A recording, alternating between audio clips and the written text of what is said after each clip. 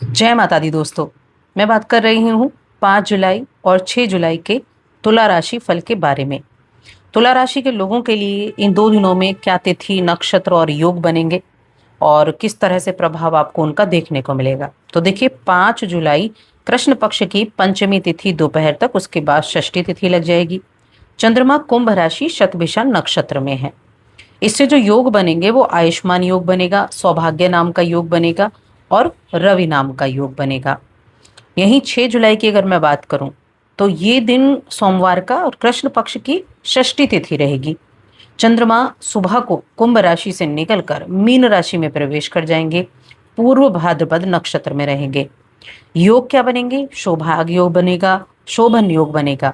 इसके साथ ही इस दिन सूर्य के नक्षत्र का भी परिवर्तन है। सूर्य आद्र नक्षत्र में चल रहे थे, अब ये आ जाएंगे पुनर्वसु नक्षत्र में।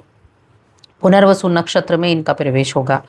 अब इनका किस तरह से प्रभाव आपको देखने को मिलेगा इन 2 दिनों में, चलिए जानते हैं। बस एक छोटा सा निवेदन है, चैनल पर पहली बार आए हैं तो सब्सक्राइब कर लें और कमेंट बॉक्स में लिख दें जय माता दी। तो दोनों दिनों की मैं अलग अलग बात करूंगी। सबसे पहले 5 जुलाई की बात कर लेते हैं। 5 जुलाई का जो दिन है ये रविवार का दिन है। अब देखिए, रविवार का दिन सुनते ही मन में क्या आता है? छुट्टी का दिन आता है। लेकिन ये जरूरी नहीं कि हर एक नौकरी करने वाले की, बिजनेस हो गया जो भी हो गया, उसमें हर एक व्यक्ति की छुट्टी हो। क्योंकि बहुत सारे काम ऐसे हैं जहां आपकी छुट्टी हो सकती है और बहुत सारे काम ऐसे हैं जहां संडे को भी काम करना होता है। तो इस दिन सबसे पहले हम स्वास्थ्य से बात करेंगे। आपका स्वास्थ्य अच्छा रहेगा। अपने स्वास्थ्य को अच्छा रखने के लिए आप प्रयास भी करेंगे और अपनी जो रूटीन है आपका, आपकी जो दिनचर्या है, उसमें बदलाव महसूस कर सकते हैं। इस समय आपके घर कुछ मेहमान आने का योग बना हुआ है। किसी मेहमान के आने का बड़ा ही जबरदस्त आपके लिए योग बना हुआ है। और आपके कुछ, अगर बाहर विदेश में आपका कोई मित्र रहता हो, वो आपको वहां के लिए आमंत्रित कर सकता है। तो अगर आप चाहते हैं कि हाँ, आप उसका लाभ उठाएं, तो ये अवसर आपको मिला है और इस अवसर का लाभ आपको जरूर उठाना चाहिए। देखिए, पंचम भाव में अभी चंद्रमा विराजमान है इस दिन, रविवार के दिन। पंचम भाव में चंद्रमा राहु के साथ बैठे हुए हैं और अभी आपकी राशि के स्वामी जो कि शुक्रदेव हैं, वो कौन से घर में हैं? वो है आपके 11वें घर में। 11वें घर में शुक्रदेव आ गए हैं। तो 11वें घर के शुक्र और साथ में चंद्र और शुक्र का जो ये दृष्टि संबंध, साथ में राहु केतु भी हैं, ये आपको मजबूत बनाने का काम कर रहा है।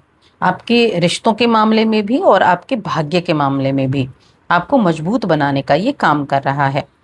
आपके विरोधी जो हैं, देखिए, आप बिजनेस करते हैं, आपकी कोई शॉप है, आपका कोई शोरूम है या आपका कोई बिजनेस है, वहाँ हो सकता है जो कॉम्पिटिटर होते हैं ना आपके, वो आपको किसी भी तरीके से नीचा दिखाने की कोशिश करें। वो आपको नुकसान ना पहुंचा पाए, इसका ध्यान रखना है।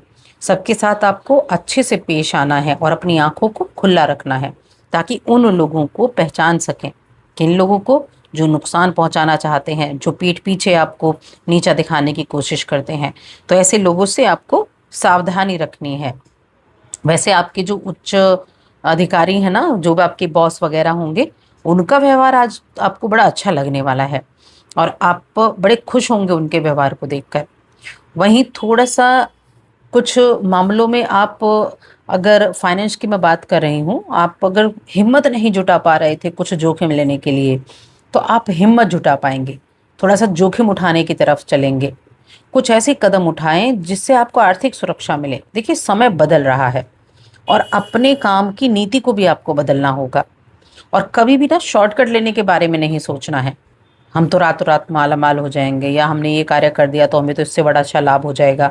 तो रातों रात माला माल नहीं होना है, वो धीमी गति से होंगे और ज़्यादा समय तक रहेंगे।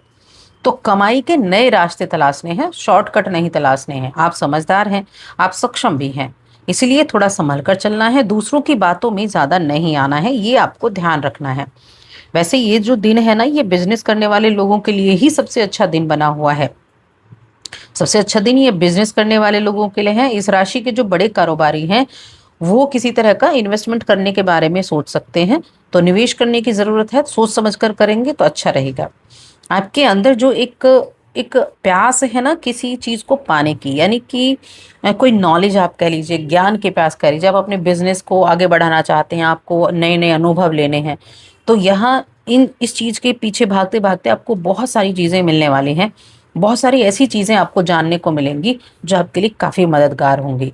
साथ में कुछ नए दोस्त भी आप बना सकते हैं। तो ये काफी बेहतरीन समय है। रिश्तों के मामले में अगर देखा जाए तो परिवार का पूरा सपोर्ट आपको मिल रहा है, पारिवारिक जीवन काफी अच्छा दिख रहा है। आप इस समय अवधि में मैं कहूंगी कि ऐसे लोगों से दूर रहें जो आपको बिल्कुल भी तवज्जो नहीं देते हैं। लोगों को वक्त देने से बेहतर है आप अपने आप को वक्त दें, अपने परिवार को वक्त दें। और जीवन साथी से बहुत ज्यादा उम्मीदें रखना आपको जीवन साथी की तरफ से उदासी की तरफ ले जा सकता है। तो आप बहुत ज्यादा उम्मीदें किसी से भी ना रखें, जीवन साथी नहीं, किसी से भी। अपने आप पर भरोसा करें। परिवार का साथ अच्छा, वैवाहिक जीवन ठीक ठाक और प्रेम जीवन भी ठीक ठाक रहेगा। अब बात करते हैं हम 6 जुलाई की। तो देखिए 6 जुलाई को चंद्रमा राशि बदलेंगे और राशि बदल कर आ जाएंगे आपके छठे घर में। छठे घर में शनि मौजूद है, शनि के साथ चंद्रमा की युति हो गई, 12वें घर पर दृष्टि हो गई, जहाँ की बुध, जो कि बुध की राशि पड़ती है। अब यहाँ क्या होंगी चीजें, यहाँ चीजें जो बदलेंगी, ये जो छठा भाव है ये रोग रिपो ऋण का भाव तो है ही, साथ में शनि भी यहाँ विराजमान है। अब शनि तो सेवा के कारक है, शनि के लिए तो देखिए छठा घर अच्छा है, सेवा के कारक है, साथ में गुरु की राशि में भी बैठे हैं। चंद्रमा के लिए अच्छा है कि गुरु की राशि में बैठे हैं। लेकिन जब भी ये किसी पापी ग्रह के साथ होते हैं तो क्या होता है, ये पीड़ित हो जाते हैं। तो इस समय अवधि में आप थोड़ा सोच समझ कर कार्य करेंगे तो अच्छा रहेगा। कोई भी काम करते हैं वो सोच समझ कर करें। हेल्थ का ध्यान रखेंगे, कुछ ज़्यादा सोच विचार, मेंटली डिस्टरबेंस आपको हो सकता है, तो वहाँ हेल्थ का आपको ध्यान रखेंगे। स्किन संबंधी प्रॉब्लम हो सकती है, तो थोड़ा सा बस ध्यान रखें। बाकी किसी भी तरह का लोन अगर आप लेना चाहते हैं तो मैं कहूँगी इस दिन आप लोन ना लें, किसी भी तरह के लोन के लिए भी अप्लाई ना करें। कोई भी आपका ऐसा कार्य है जो पैसे से रिलेटेड है वो आप ना करें। फॉर्म वॉर्म भी इस दिन ना भरें, क्योंकि जो अ, आपके लिए सरकमस्टांसेस है ना वैसे नहीं बन पाएंगे जैसा आप सोचते हैं। तो इस दिन थोड़ा सा ध्यान से चलने की आवश्यकता है। क्या सभी चीज़ों में नहीं, मेडिकल फील्ड के लिए अच्छा है ये। और साथ में ये दिन किसी कंपटीशन के मामले में, अगर कोई कंपटीशन वगैरह की तैयारी आप कर रहे हैं तो उस मामले में अच्छा है। हाँ, लोगों की सेवा का काम अगर आप करते हैं, आप कोई एनजीओ चलाते हैं, समाज सेवी हैं, आप इस तरह के काम से जुड़े हैं, तब वो काम आपके लिए बहुत अच्छा रहेगा और उसका रिजल्ट आपको बहुत अच्छा मिलेगा इस दिन करने पर। क्योंकि ये जो छठा घर है ना, ये रोग रिपु ऋण इन चीज़ों का तो है ही, कंपटीशन का भी है। और देखिए सेवा, सेवा का सबसे बड़ा है, और सेवा के कारक कौन है, शनिदेव हैं। और आपके तो जो तुला राशि के जाते हैं चौथे और 5वें घर के स्वामी भी हैं। तो जब आप इस कार्य को करते हैं तो वहाँ आपके परिवार में भी समृद्धि रहती है, वहाँ आपकी बुद्धि भी अच्छे तरीके से काम करती है जब आप लोगों की मदद करते रहते हैं। तो इसलिए थोड़ा ध्यान रखना है। बिजनेस करने वाले लोगों के लिए मिला जुला समय रहेगा। वैवाहिक जीवन ठीक ठाक है, प्रेम जीवन के मामले में भी मिला जुला यहाँ समय रहने वाला है। स्टूडेंट्स के लिए अच्छा है। अगर आप चाहते हैं कि आपको अच्छे रिजल्ट मिले तो आप जो गरीब छात्र हैं ना, गरीब बच्चे हो गए जो पढ़ाई करते हैं, उनकी पढ़ाई में सहायता करें। इससे बुध प्रसन्न होंगे, प्रेम संबंध अच्छे होंगे, और साथ में ऐसी ऐसी चीज़ें भी आपके लिए हो सकते हैं कि भाग्य का साथ मिलेगा। अगर आप कुछ इच्छाएं पूरी करना चाहते हैं वो भी इच्छाएं पूरी होंगी। तो इतने सारे कार्य हैं। तो बस आज की इस वीडियो में इतना ही। वीडियो कैसी लगी कमेंट करके जरूर